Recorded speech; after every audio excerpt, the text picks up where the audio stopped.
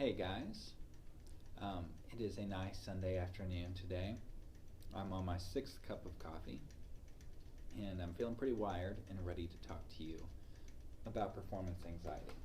Which actually, that is probably the worst thing you could do before a performance is drink a bunch of coffee. Um, but I don't have to worry about it because I'm in this room all by myself. So I want to talk to you about a few things. This is something that I've thought a lot about because a big portion of my life is performing, and it's not something that came naturally to me.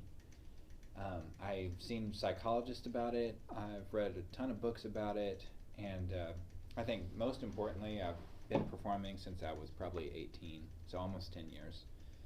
And so I've really had to get used to it, and I've got a lot to say on the subject.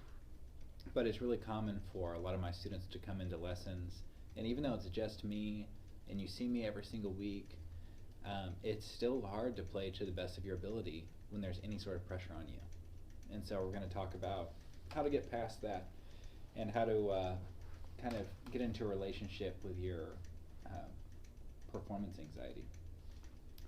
So I'll start off with this. I read a book called On Combat, and it was really interesting. It was talking about the physiological and psychological things that happen to someone when they're going into war or in combat. And what's interesting about that is that the same thing happens to musicians when they're about to perform. Obviously, we're not in any physical danger or anything, but our bodies react the exact same way. We enter into the sympathetic nervous system, we become tunnel visioned, we lose our fine motor skills, which we really, really need, and sometimes you have intrusive thoughts that are coming into your head really fast when you're trying to play. Sometimes your hands or your legs will shake. Yeah, there's just you know what I'm talking about. Everyone's experienced this.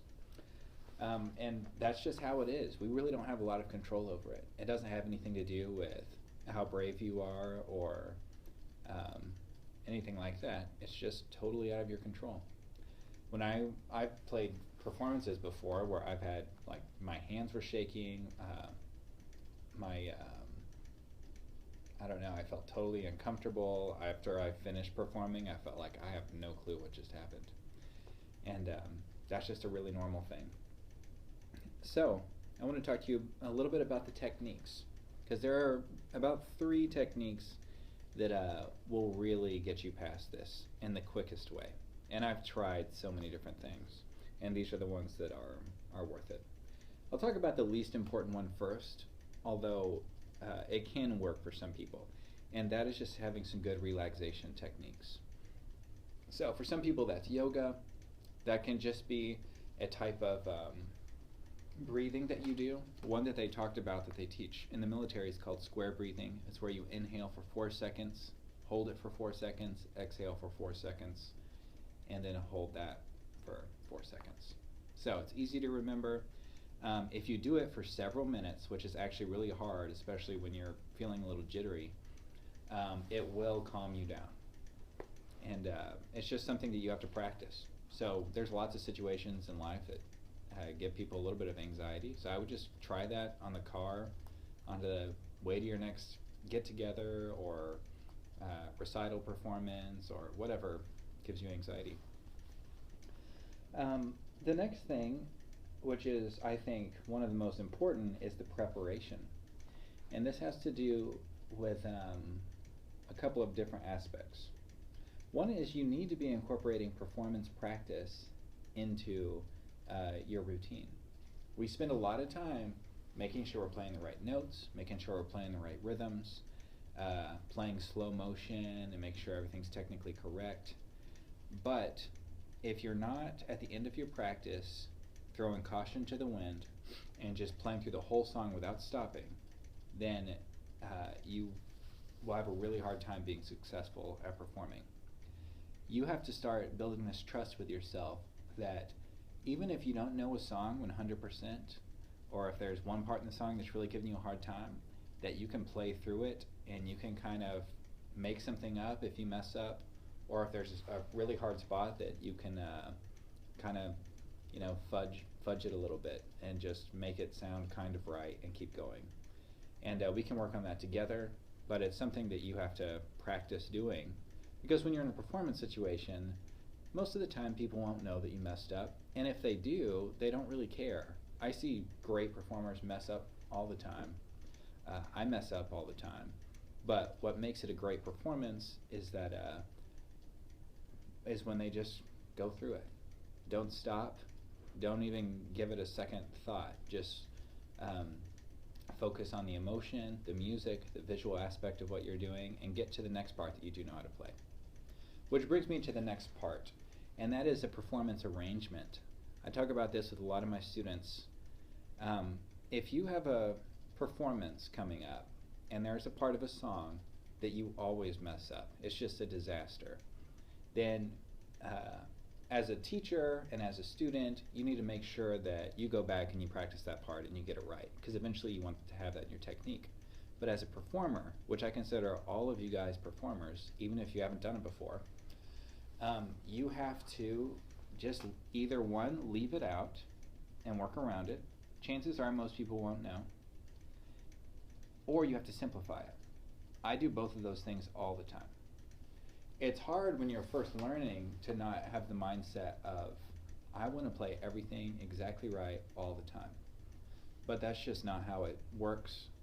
Unless you're in a specific genre of music, like classical music, that's where it's very important that every note and every rhythm is correct. If you're playing blues and rock and country, folk music, there's no such thing as perfect. There's just the performance.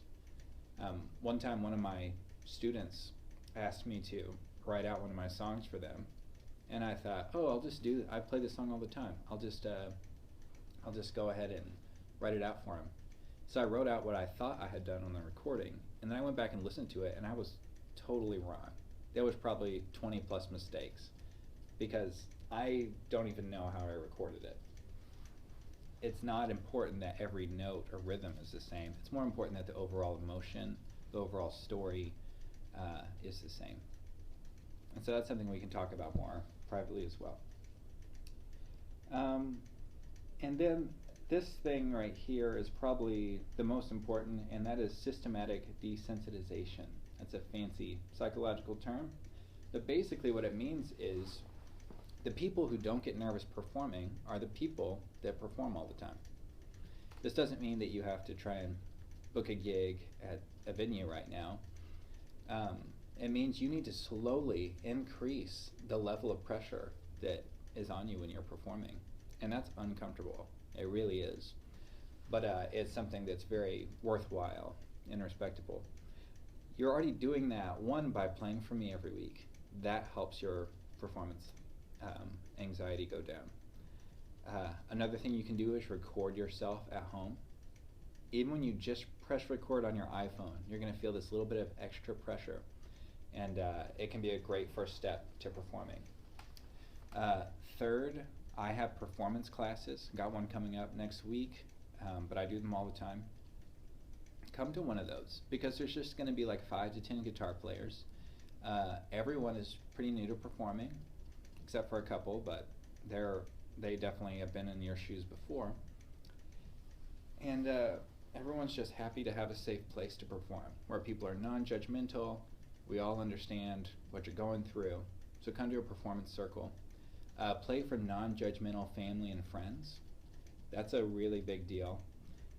If your family and friends are judgmental, or some of them are bound to be, there's nothing wrong with that, but just don't play for them. Play for the people that are going to be your cheerleader once you finish the song. Let's see. Eventually, this could lead to open mics, recitals, playing background music gigs, if you want it to. But it could also just be playing in the backyard whenever family and friends are in town and feeling comfortable doing that. Okay, so this brings me to my conclusion here.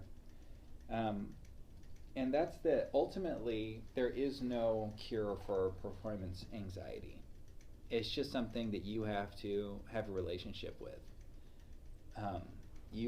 Even if you perform every single night of the year there's going to be random nights where you're feeling nervous. Now, once you've done it enough, there are certain times where you can do a performance and you don't feel any nerves at all. And that's a great experience.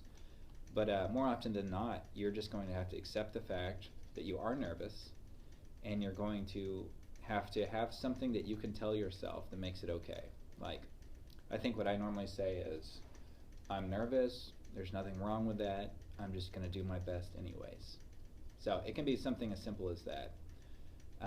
I think something else that has helped me out in the past is just realizing that ultimately I don't need anyone else's approval.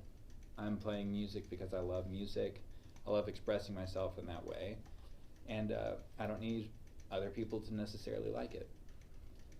But it's obviously the opposite usually happens. Usually when you come to that place and you're okay with just being yourself, then usually people really enjoy it. So thanks for listening to me ramble about performance anxiety. I'm sure I didn't cover everything, so if you have any more questions, just ask me about it. And maybe take a risk this week, even if that's just recording for yourself, playing for your spouse or your, I don't know, friends. But do something that's a little bit risky, and it will get easier and easier every time.